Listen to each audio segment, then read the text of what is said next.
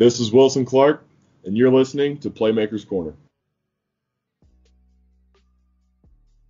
Thank you, Wilson, for that introduction, and you'll be hearing more from Wilson during the first half of this episode, and then on the second half of this episode, stay tuned because we have a second interview with Regis Jesuit, or should I say former Regis Jesuit high school lineman Anthony Tocchini. So stay tuned and stick around to the end. What's good, y'all? Welcome back to the Playmakers Corner podcast. I'm your co-host, Simon Villanos. And I'm your other co-host, Kodey Stoffer.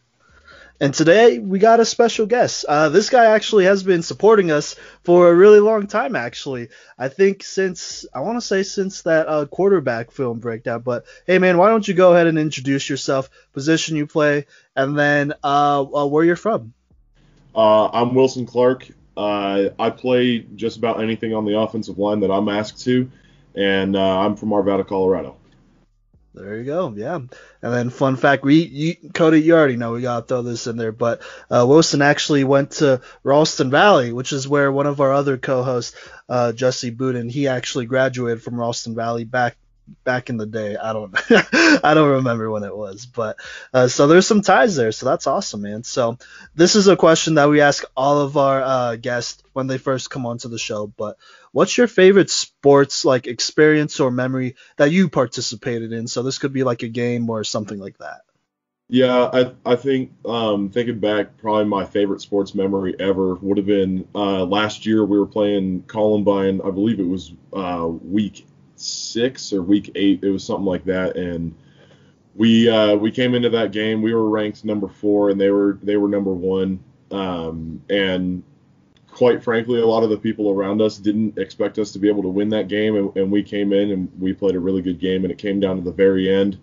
And my favorite memory was we were driving with about a minute and a half to go, and it wasn't a very well put together drive, and then all of a sudden we had one breakout play. Our QB threw a stop and go route to our receiver JJ Galbraith, and he took off for about 70 yards for a touchdown, and then we went for 2 points and won the game. So that was one of the most exciting things I've ever been a part of, and there were a lot of people at that game, and it was pretty surreal.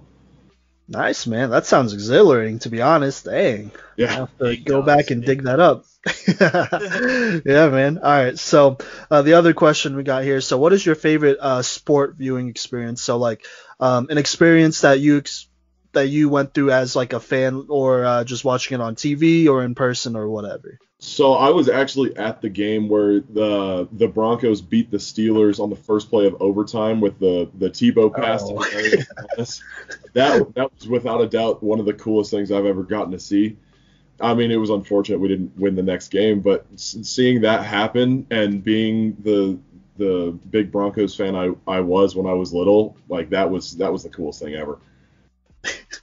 You're reopening some old wounds for Simon here. I don't know if you know, but he's a Steelers fan, so I love that you brought that up. Let's go, baby. It's okay. You guys are just the most underrated 2-loss team in the league, so appreciate that. Hey, man, that was a good game, though. I can respect that. To be honest, we deserved to lose that game, so I get that. That's a good one for sure. So, all right, man, let's talk about you now, though. So, Wilson, you obviously play all over the line. You're super versatile. I think in our episode, we kind of pegged you as like an interior lineman type of guy, but we just got to ask you, like, who do you model your game after? Like, do you have a role model or a specific player where you're like, yeah, that's the guy, you know? Yeah, I used to model my game after the old Steelers center Mike Webster, actually.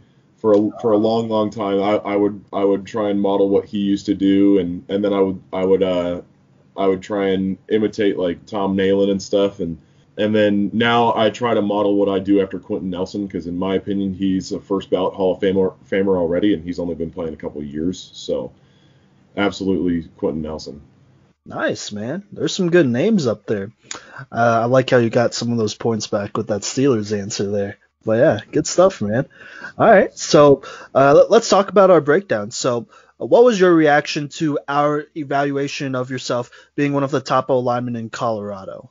So, like my reaction to that breakdown was, I was pleasantly surprised to hear good things about my game, because quite frankly, a lot of the things I just hear from coaches are just what I need to improve on, and so I really appreciated you guys pointing out the good things, and talking about like the need for improvement. I definitely need to work on my footwork. That's something I've been trying to work on for a long time. My pass pro was not as good as I wanted it to be when I got kicked out to tackle against Valor Christian. And the mental aspect of the game is something I've been working on for quite a while with my trainer Matt McChesney down in Centennial. And this year I tried to implement that, and my coaches were not allowing me to adjust my protections, anything like that. Everything was preset in the huddle. Okay. So that was something that was a little bit of an irritation and a struggle for me, was having to sit there and I'm seeing all these things on the field and I'm not allowed to change anything. That was definitely something that was a little hard for me, but I understand it. So it was just something that needed to be done. Yeah. No, for sure, man. And I think that's fair. I know some high school coaches do struggle with, I guess, giving up some of that as well. And then obviously as a line, you got to work together as a unit, and that's a whole nother story there. So, all right, Absolutely. That makes sense to me. So, good stuff. So, here, let's continue to talk about here in your game here. But in your opinion, what are 2 to 3 qualities that separate you from other linemen in the state? I think that just my understanding of how defenses work and the impact of what every position can have on what I'm doing. Like I believe that my ability to adjust on the fly, even though I wasn't really allowed to, the few times that I did, I feel like being able to know how coverages might affect a blitz or something like that. Like things along that line, I think can help separate me. I think my finishing in the run game helps separate me. And I know this is not something everybody can control, but I think my size is definitely something that I can use to my advantage. And unfortunately, there's a lot of good linemen out there who just don't have the size that college coaches are looking for. And so I'm pretty lucky to have that. Yeah, no, for sure. That's actually a good point that you made there. There are plenty of linemen, in my opinion, that have great techniques and whatnot. And to be honest, partially that's because they don't have the size, right? Mm-hmm. That's just how that goes. And so I'm glad you brought that up. That's some good awareness there. But so with that being said, so what is something, or I guess some things that you are going to make a point of working on this off season going into your freshman year at UNC? I think the biggest thing I'm going to work on is strength. I just feel like it's a whole different ball game in college, and I might think that I have enough strength to overpower guys now, but once I get to the college level, it's not even going to be the same. So I'm going to definitely try and live in the weight room as much as I can this offseason. I'm going to try and improve my ability to adjust protections on the fly, be able to read defenses better from the center spot, because I know that it's just as much of the center's job to be able to read a defense as it is the quarterback. I don't need to know like combo routes, but I do need to know like how a safety's rotation is going to affect where a blitz is coming from and things like that. And I think the last thing that would be a big highlight for me to be working on is definitely my speed, my footwork. I felt like I definitely improved with that this year, my ability to reach around the edge in wide zone game, but it can definitely get better. There were some guys that gave me some issues that were just a little bit quicker on the interior than I expected, so that's something that I need to work on. All right, man. Sounds good. Those are some really good things to work on, and we obviously look forward to, getting those things where they need to be, and then getting you out there, because UNC, we need some linemen. We lost a lot, or we will be losing a lot this year and in a couple years moving forward. So that's good to hear, man. Kodey, why don't you go ahead, man? Yeah, thank you, Simon. And Wilson, I just want to say thank you for, clarifying some of the things that we talked about and addressing it, because, that's the whole point of inviting you onto the show is, we want to get your feedback on what our feedback is, and then build kind of some understanding. And I can tell you that having played high school sports myself in Colorado, that, there's a push and pull with players and coaches win that push or pull pretty often as far as, like control. So know that, you're not alone in that. And, like my quarterback in middle school was able to call hot routes, but we didn't have hot routes at high school football. And I'm just like, so that's a pretty common struggle. And so I think that you're justified in, feeling some frustration towards that. And I appreciate you explaining that. But back onto the script here a little bit. What are some things that you were looking for, while looking for a school or a program? And I guess, like, how did UNC become the one to fill those needs for you? I didn't really have anything particular that I was initially looking for. For a while, I was just at the point of, if I get it, like, I'm just trying to get an offer. Like, all I need is a foot in the door, and I'm gonna go prove myself. I don't care where it is. But once I started to add the offers, I realized that I needed to prioritize some things. And having a college where I could still kind of be on my own, but closer to family, and feel like it's a place that I can create my own home in. That was pretty big. That was initially why I was going to Idaho. I felt like I could feel pretty at home there, and I liked the coaching staff a lot there. But then with UNC, they didn't offer me until I had been committed to Idaho for about a month or two, and my thought process in flipping my commitment to UNC really stemmed from being closer to home, being closer to family. Now I'm going to get to watch my brother play in high school, which is big for me, because just looking forward to see what he can do. And then the other thing was just the energy that I felt from the UNC coaching staff. It had sort of a youthful buzz to it that, like, they haven't coached the game yet, and there's an excitement to it. There's a little bit of mystery to it. This is about to be a completely different program. I had been to the team camps when Ernest Collins was up there. It is a completely different vibe from anything that I had ever felt before. And in talking to all the coaches that I've talked to along the recruiting trail, it was just a different feel from anything that I've experienced, it made me want to be a part of it, to be able to be a part of the rebuild of the program from the ground up, to play under Coach McCaffrey, Coach Austin, the offensive line coach. I really dig what he's about, and I was just really excited about it, and I felt like it was a no-brainer to flip. Yeah, totally. We're excited for where UNC's program is going to go. We're a little sad that we graduate as soon as, the mass changes are coming, because, man, those first few years were rough. But, I guess kind of going a little off script here, what was it like flipping commitment? And I guess what kind of advice would you give to, some of our listeners who may end up in a position like that? I guess kind of how do you end up in that position, and, what all goes into flipping commitment? Quite honestly, it was really, really hard to do. It was hard to do because I had built a connection with the coaches at Idaho, and I really liked their program. It was hard to walk away from. It was a hard decision because I did want to be a part of what they had going, but at the end of the day, the pros of UNC outweighed the pros of Idaho, and it was hard because when I got on the phone with the coach that I had been talking to, he was all excited. He was under the impression that we were just catching up, and then to have to tell him that I was decommitting was pretty hard, because I had been talking to them for a while, and when I had talked to some of my teammates and buddies about it, they were like, well, of course it was hard. You were basically breaking up with that school, and that's the best way I can put it, is that's kind of how it feels.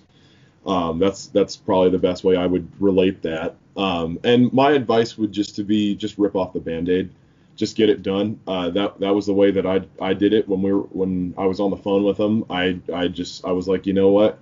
I have a ton of respect for your program. I have enjoyed all the connections I've built with you guys, but at the end of the day, I got to make the decision that's best for me. And I understand that even in college, football is a business and it's not really personal. So I got to do what's best for me and move on. And so yeah, it was hard, but just rip off the Band-Aid. That's all I could really say about it. Awesome. We appreciate you sharing that. And, I speak for both of us when I say, we're proud of you for doing what you needed to do to take care of you. That's sometimes hard for some people, and that's something to definitely keep in mind, not only in football, but in anything. But kind of jumping back on track, I guess. How do you think UNC helps you with some of the areas of improvement that we noted and that you talked about? And, whether that's like a plan with the offensive line coach or with the coaching staff, what is that going to look like addressing those things? So I haven't really put together a plan with him on any of that. I'm not really sure when that evaluation process is going to come. But at the end of the day, if that doesn't happen until May or June when I get up there, I got to work on what I see I need improvement with. And I'll definitely reach out to him and say, well, what do you want me working on this off season? But I think that UNC is going to help me a lot, just progressing my game quickly. I feel like I can accelerate what I'm doing just based off of the people that are around. Coach Austin was a Stanford guy, and so he knows what he's doing. And I think that he's going to be able to give me some knowledge about the game that'll really progress me quickly. And I just think it's going to progress my game a lot quicker than I had anticipated, and I'm pretty excited about that. Heck yeah, getting better is always exciting, right?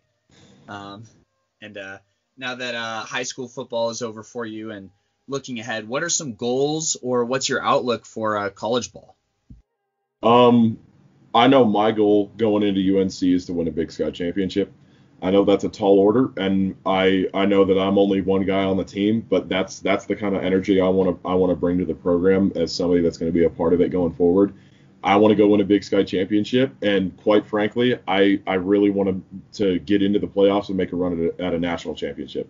And I know that's a lot to be putting on the table for flipping around a program in a couple of years, but I really think that just based off of the energy I'm feeling and the guys that we've brought in through grad transfer and these last two signing classes, I think that we can do something pretty special. Yeah, I love to hear that, and I'd love to get to celebrate something about UNC football, at least post graduation, because it was rare. I'm not trying to.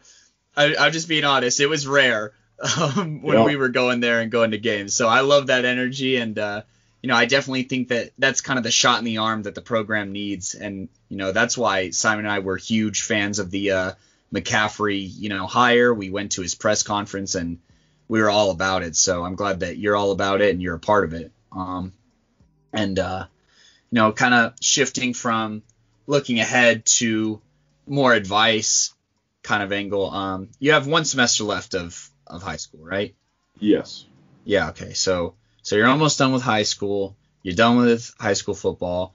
You have a lot of hindsight, you still have a little bit to go, but you have a lot of experience. You've been in high school longer than you have left. What kind of advice would you give to high school athletes looking to go to the next level? I think the biggest advice I would give them is patience. I think that's something that I didn't really possess when I was a freshman and a sophomore. I was chomping at the bit to go out and play varsity, and I was frustrated when I didn't. But looking back, I recognized that the guys in front of me were better, and that's just the plain and simple fact. And just telling guys, you got to be patient. Your coach knows what they're doing. They know best. They know what's best for the team. And even though it might not help you in wanting to go play at the next level as much as you want, that time sitting behind a guy and developing is probably the most valuable time that you can have. And if you take advantage of learning from the guy in front of you, and you take advantage of the time you have to grow and to play JV ball and freshman ball, take advantage of that, because those are honestly some of the more fun times of college or of high school football. It's not nearly as serious when you're playing JV and stuff, and you can go around and have fun all the time. So just hold on to what you got before it gets too serious, and have a little patience. And when your time comes, take advantage. And when your time comes, it's time to get to work. And yeah, that would probably be my advice. Hey, that's sound advice, and something that we haven't heard yet. So I'm glad that you got to share that. I know being a high schooler, you hate hearing the word patience, but man, it's the truth sometimes. So thank you for sharing that. And as we get to the kind of like the tail end of this interview, we'll ask some wrap up questions and give you a chance for shout outs. But Simon, do you have anything that you want to ask before we get to that part? No, man, not really. Honestly, I'm excited listening to you talk about the goals for UNC this next year. Look, me and Kodey, we were at that press conference with Coach McCaffrey, and even we bought into it, and we ain't even football players, but he's definitely a good. I mean, I don't want to throw shots at Coach Collins, but he's definitely a good difference to have out at UNC.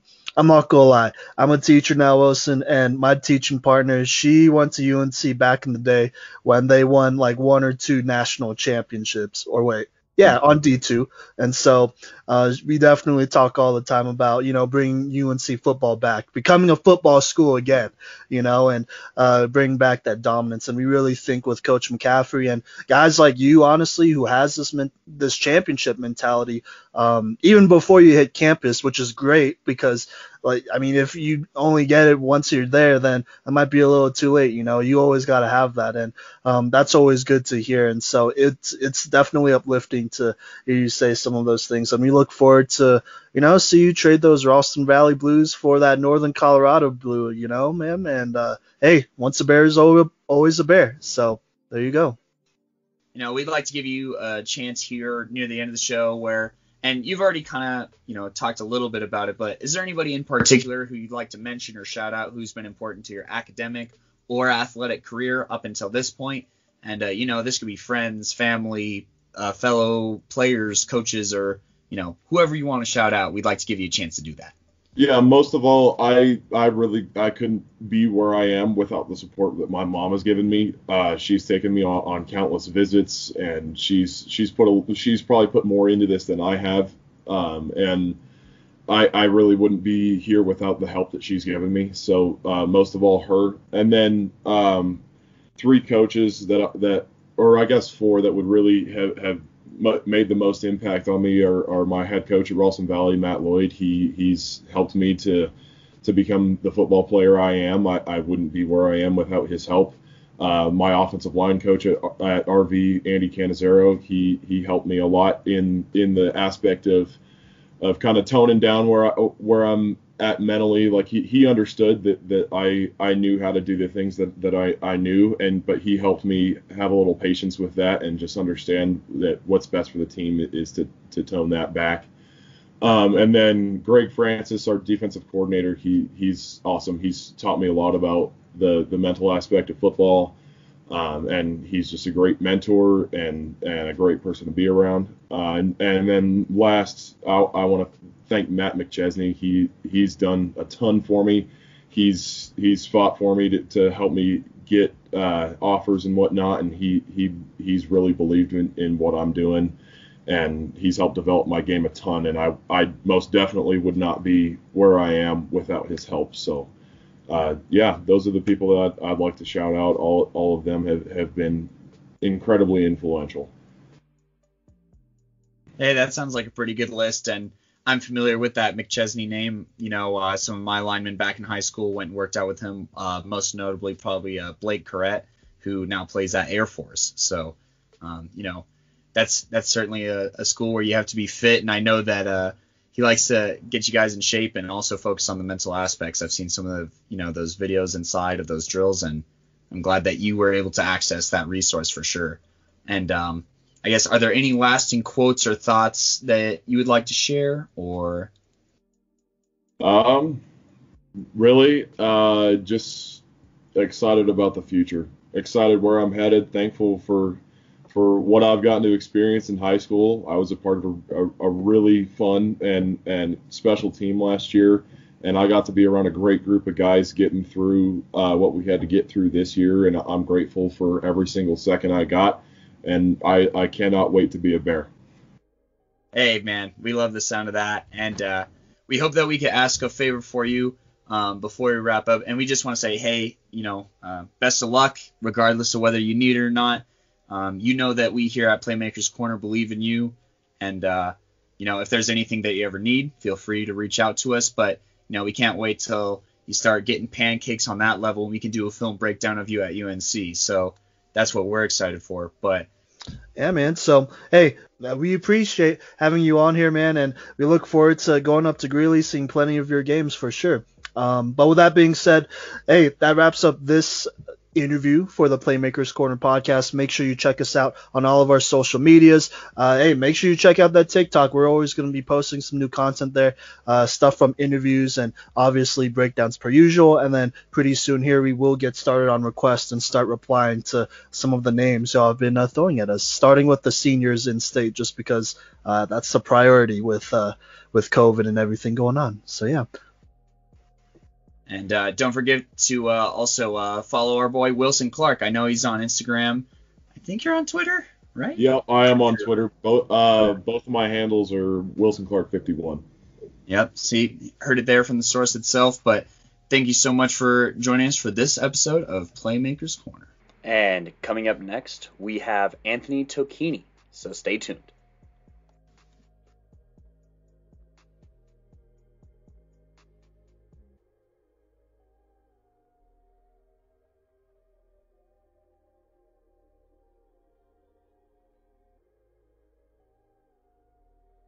All right, what's good, y'all? Welcome back to the Playmakers Corner podcast. Today we're back at it with another interview. And so why don't you go ahead and introduce yourself, man? Say your name, the position you play, and where you're from. Hey, guys. My name is Anthony Tocchini. I play offensive line, mainly left tackle and center. And I am from originally Albuquerque, New Mexico, and I'm now reside in Castle Rock, Colorado. Nice. Also, thank you for saying that last name, and I apologize personally because I'm pretty sure me and Kodey have both messed up your last name a lot. Oh, that's okay. You said it, I was like, oh no, we said it wrong the entire episode. It was not even close. That's okay, guys. All right.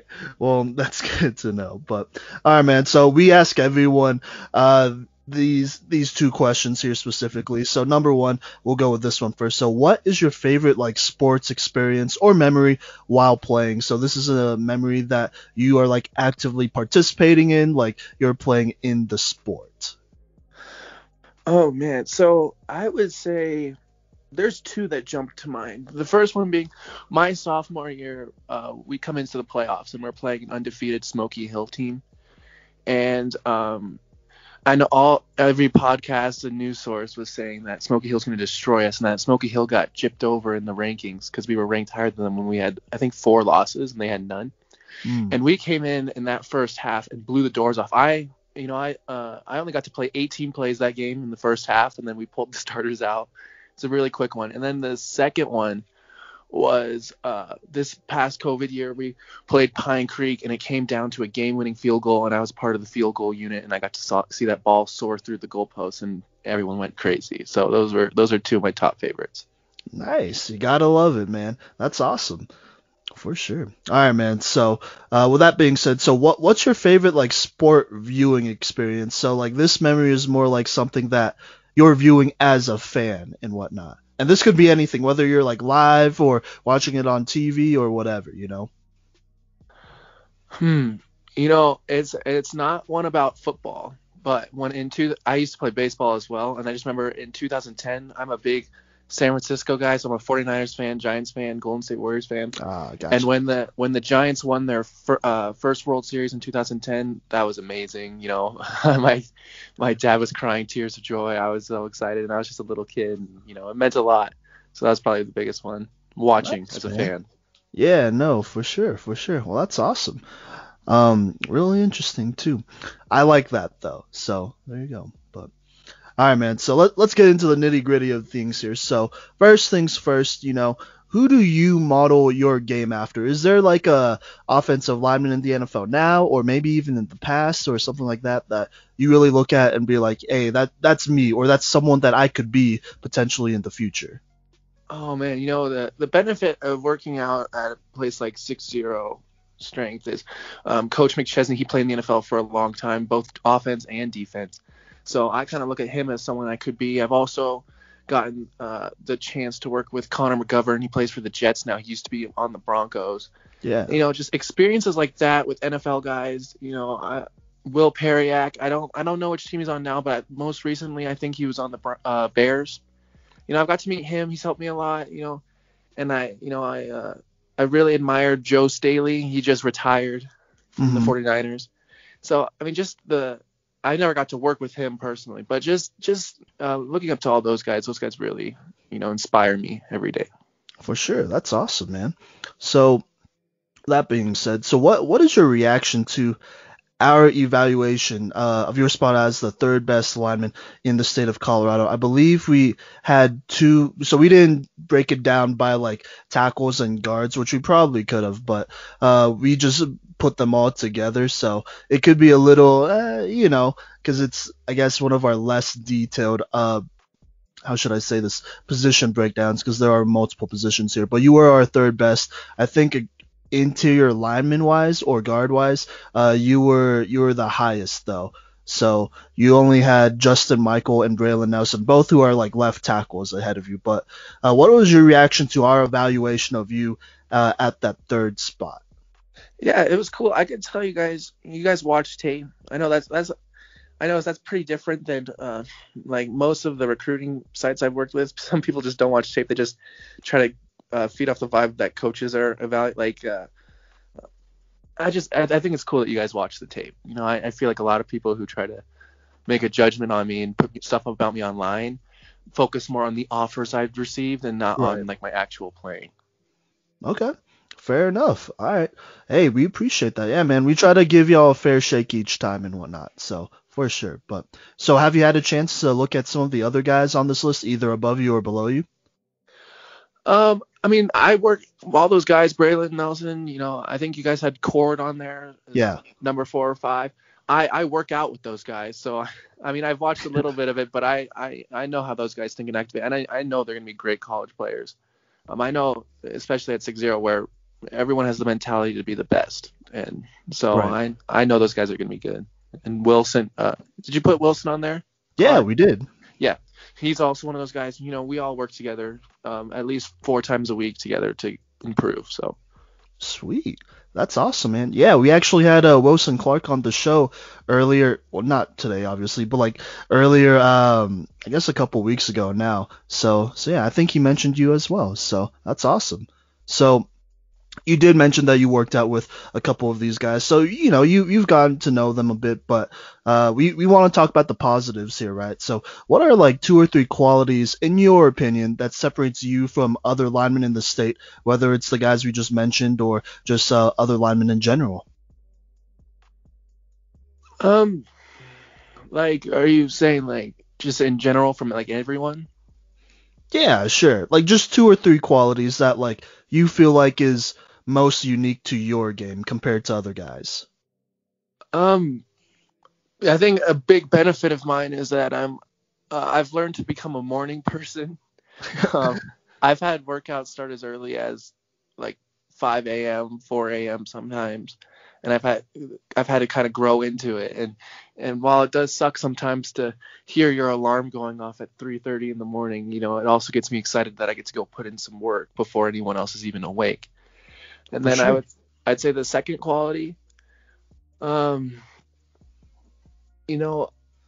boring as it can be, I still like watching tape and evaluating. I feel like that's a huge advantage over people because, I mean, no one's going to really like watching tape, but I understand the need for it, which makes it more exciting for me. And I like to break down plays and look at who would be the mic in this situation. Where do I need to slide the protection to and stuff like that. Yeah, no, for sure. And I feel like all of those things are very apparent in your film too. I think we mentioned this in your breakdown. You do a good job of picking up players and whatnot. Just naturally. So that's most definitely a plus. So yeah. All right, man. So we talked about the positives here. Well, let's talk about some areas of improvement, right? So what are some things that you are going to make a point of working on this off season, or you're already making a point of working on specifically this off season? I'd have to say one of the biggest points I'm making this off season is my bench my gym numbers, the 3 main lifts, the bench, clean, and squat. I know that going into college, that's gonna be the big thing that separates out the younger guys and the veterans. Mainly is like the weight room strength. I want to get to a point where I get there, and if I feel like if I know the plays well enough and I can make the calls, which I know I will, because I'm gonna be studying my ass off. Yeah. I don't want me not being as strong as those other guys to bring me down. You know what I'm saying? Like if I can compete with those guys in the weight room, that'd be the best. So I'm working really hard on that. I'm, like I said, training 4 to 5 times a week. And then a second one would probably be I get a little impatient sometimes. Sure. Which can lead to frustration. So I'm going to work on, I know that I don't expect to coming into college to start right away, even though that's the goal. Obviously, I'm going to college to play. But I just got to be able to, can control my impatience with work. And so I feel like those are the 2 negatives. For sure, yeah. And you know what? I really like that last one for sure. So obviously, well, I don't know when these interviews are going to release, but I know on an episode that myself, Kodey, and then one of our old colleagues, Jesse Budin, Coach Budin, recorded, we talked about having that patience as a college athlete, or as a high school athlete, going into college, just because, you're used to being that big dog and whatnot for a couple years. And so it's definitely an adjustment, right? And so we said this on the podcast, and I'll say it to you here, look, don't be afraid to bet on yourself, right? There's opportunities that are going to be there. There's opportunities that won't. All you could do is work hard and be ready for your opportunity, right? You can't be focusing on anybody else's opportunities but your own. And you just got to be ready, be a team player, especially on the offensive line, because that's a unit, especially, well, in my opinion, that you really have to work together and, be able to be someone who could be a plug and play guy, despite maybe not getting as many reps as you should or could, because you just never know. And so that's Right. a very good mentality to have moving forward, man. And we like that. Also, I do like that you're going to be working on that strength a little bit more. I think, at least on my scouting report, that was a little bit of a concern here, just because I know you're more of a agile kind of guy and you could get after it for sure. But I think I definitely questioned if, how that strength would hold up like immediately on the next level. And so that's going to take time, and it's a good thing that you're working on that. So kudos to you. Good job, man. So yeah, awesome stuff. You could go ahead and go. My bad. No, you're good. So Anthony, we just talked a little bit about, your high school career a little bit. Now we kind of want to shift focus, and you even started a little bit to talk about what it's going to look like at New Mexico State. So I guess during your process of recruiting, what were things that you were prioritizing from a school or program, and how did New Mexico State fill those needs? How they did is what you're saying? Yeah.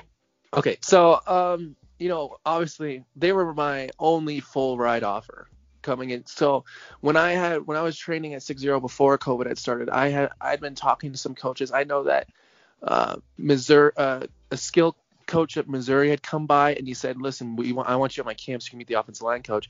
I was talking to the Wyoming coach, and he said, "I really want you to come to the camp and meet me in person."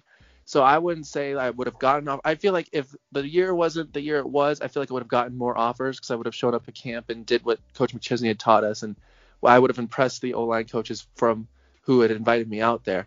So from that point, that really messed things up. But I was glad enough to have connection with New Mexico State and a scholarship from them.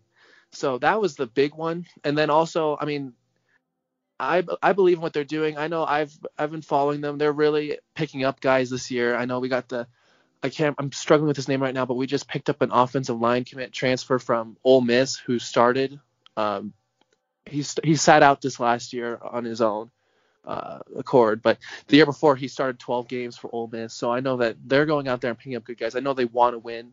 I feel like that's a big one. They really want to win, and I've been to Las Cruces. I was born in Albuquerque, so I've also gone down to Las Cruces before. It was on like a road trip, or whatever. I know they take football very seriously down there, so it's a big town. And unfortunately, I wasn't able to like meet with the coaches in person that much, because of this COVID stuff. But I feel like they made me feel like they really wanted me and that they really wanted to win. So that was the big one. Yeah, I had a feeling that you being from Albuquerque might have had something to do with it. When you mentioned it, I was like, oh yeah, Albuquerque, that's in New Mexico. So I'm glad that you were able to have that connection and feel sort of a sense of familiarity and with the area and with the culture and stuff. And I'm glad that the coaches make you feel welcome. Obviously, COVID has thrown a wrench into a handful of plans this past year. So kudos to you for rolling with the punches. That's all that we can do, right? Right. But how do you think New Mexico State helps you with some of the areas of improvement that we've talked about? I know that you said you haven't had a chance to meet with the coaches in person, but have they discussed potential plans on how they want to use you, or any type of workout regimes that they have assigned you, anything like that?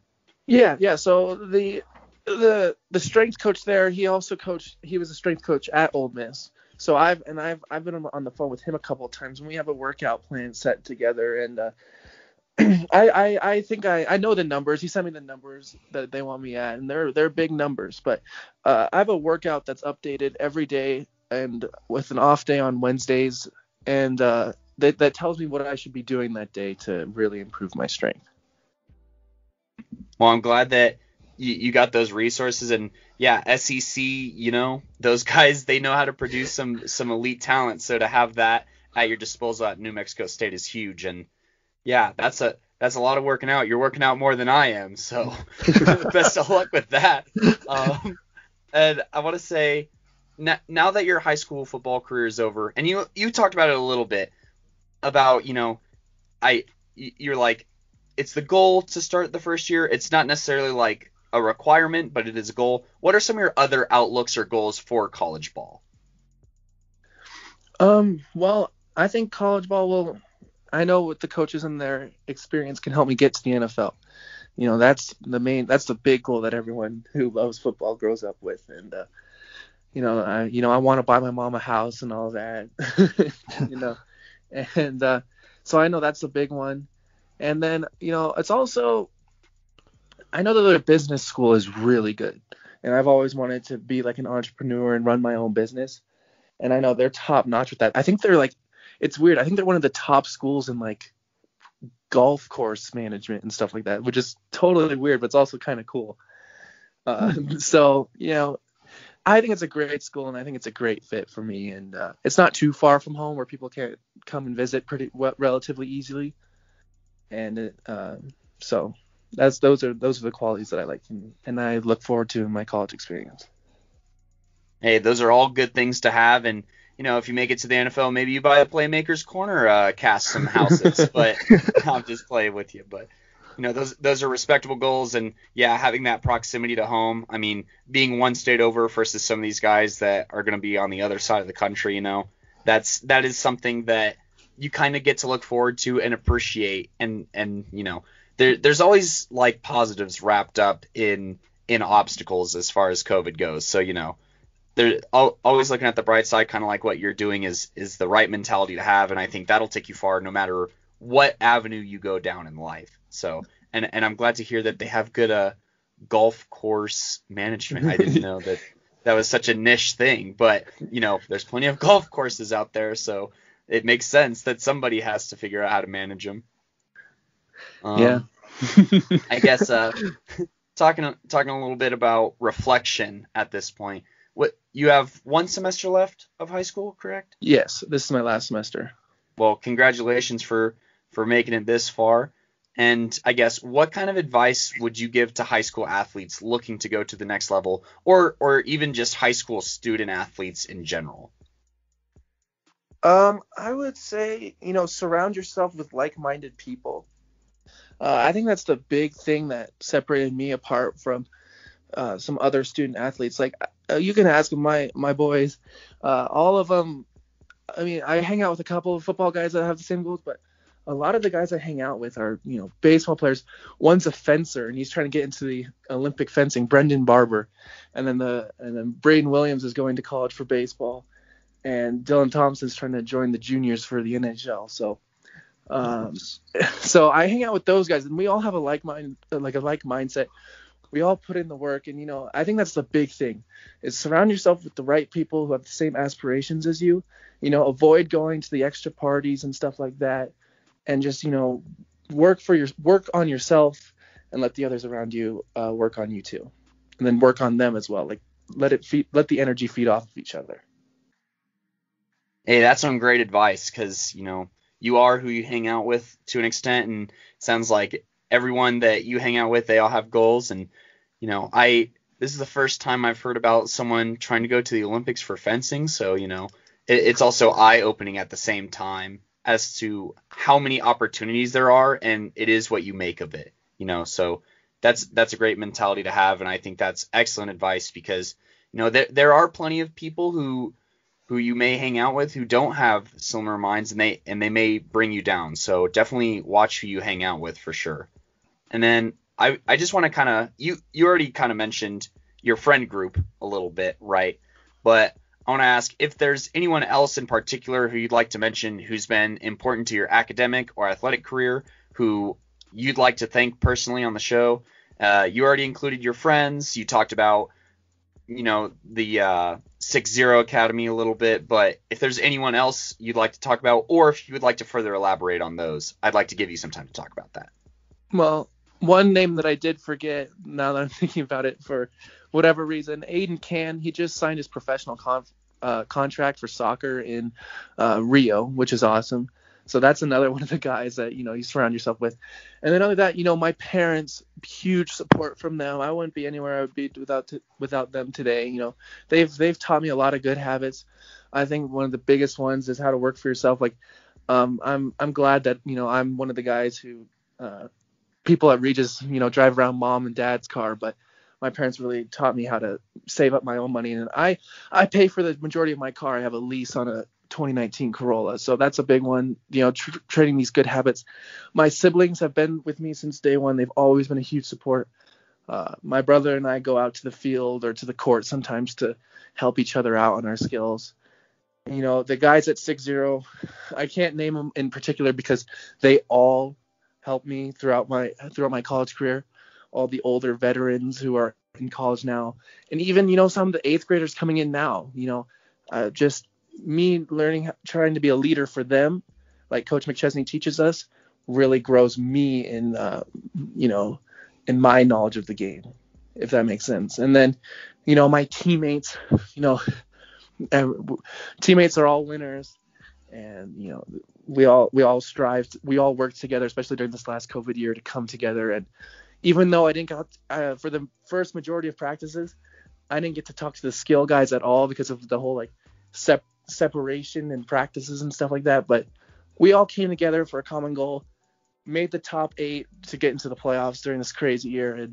And then, last but not least, I'd like to thank my girlfriend, Beatrice Cayuela. I've known her for a few years now, and we've been together for over a year, and she's been a huge support, and probably one of the people outside of myself who showed a lot of visible upset when our season was canceled initially, and she made a big deal about it. And, she's always been a big support, her and her entire family. Hey man, that's a keeper for sure. Also, kudos to you, man. No other guy that's come on has given a shout out to their girlfriend. So yeah, she's helped a lot. She's helped a lot. Yeah, for sure, man. I mean, you know how it goes. Behind every man, there's a strong woman. So definitely respect that for sure. Yeah, that really helped me in my path as well. Hey, I appreciate you utilizing the most of this time and being grateful and shouting out all those people. Sound wonderful, and I'm glad that they've contributed to the man that you are and the football player that you are and the one that you'll continue to be. So, Simon, if you want to wrap things up here with one more question and our wrap up, or if you have any other questions for Anthony. Yeah, for sure. So I gotta ask, man, have you thought about coaching after football? Yeah, no. So for so Regis has a required amount of service hours. Yeah. And I thought, my head coach, Coach Philliman, he came up to me and he's like, hey, like, would you like to help with the offensive line for my kids' football team? And, some of these kids from bad parts of Denver, and, it'd be a real help. So I was like, yeah, sure. And unfortunately, I didn't get to coach those kids as much as I wanted to because, I had my own stuff to work on and I was really busy. But I got to go to a couple games, and I got to go to as many practices as I could, and I got a valuable experience learning how to coach these kids. I got to teach one kid how to snap, which was very cool because he came into the practice not knowing how to snap. And, like, we want him to play center, and by like an hour into practice, I got him snapping perfect snaps. So that was pretty exciting. Yeah, man, that's awesome. I'm a coach and a PE teacher as well, so I know what it's like to have that feeling of helping kiddos through stuff like that, right? And I honestly really ask because I feel like you'd make an excellent coach just from leadership wise, life wise. Like, I like what I see, and then obviously you're going D1, so that's gonna help you along the line as well. But yeah, man, if you ever do coach, we'd love to have you on again, And then obviously moving forward with your career, we'd love to do another breakdown on you as an NFL prospect potentially. So, hey, honestly, man, it's been a pleasure. Like, you're a fantastic guy from what we could hear, and yeah, do you have any like lasting quotes or thoughts that you'd like to share? Well, yeah, well, I'm thanking guys for having me on the show. It's very exciting. Yeah, of course, man. Hey, thank you. We appreciate you. So, with that being said, best of luck at the next level. We know you could succeed and whatnot. We really like what we heard here. And, yeah. So, with that being said, that is the end of this interview. And so, make sure to check out the Playmakers Corner on all social media platforms. That's Facebook, Twitter, Instagram, and our TikToks as well. So, there you go. Yes, sir.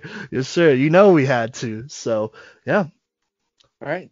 Well, sounds great. I'll look into it. And once again, thank you so much to Anthony and Wilson for joining us on the show. If anybody who we've done breakdowns on wants an opportunity to get onto the show, just reach out to us on Instagram, Twitter, or any of those DMs. We're pretty quick at, noting your message and then trying to get back to you as soon as possible with an interview date. So thank you all so much for joining us. And I will mention that these interviews did take place in December of 2020 / January of 2021. So a lot of things may have been updated since then, but they're still committed to the same colleges. And so pay attention to New Mexico State and University of Northern Colorado to keep up on Wilson Clark and Anthony Tocchini's career. I am Kodey Stauffer, and thank you so much for listening to this episode of Playmakers Corner Podcast.